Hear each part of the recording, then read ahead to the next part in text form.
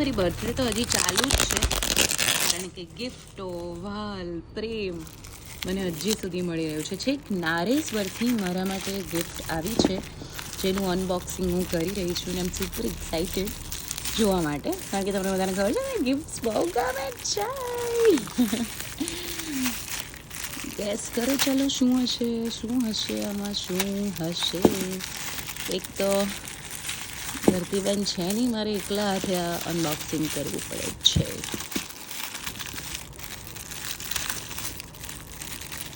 Oh Vav, oh my God, ગપ્પુ છે મારા આ તો. એક મિનિટ. શ્રી ગણેશાય નમઃ. શ્રી ગણેશ પધાર્યા છે. આખા વિશ્વમાંથી બધી જગ્યાએથી ગપ્પુને તો મારી પાસે જ આવી ગયું છે. હે, એ વાત સાચી ને? અને ધરતીબેન પણ આવી ગયા છે, એટલે નેક્સ્ટ વિડીયો ચાલશે. ધરતીબેનને કીધું પણ હવે ચાલશે, હું જ વિડીયો કરું છું.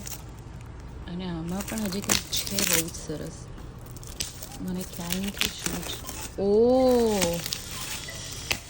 ઓહો હો.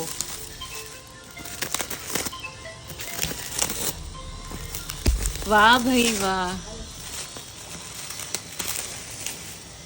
OMG. જય ગુરુદેવ દત્ત, જય ગુરુદેવ દત્ત.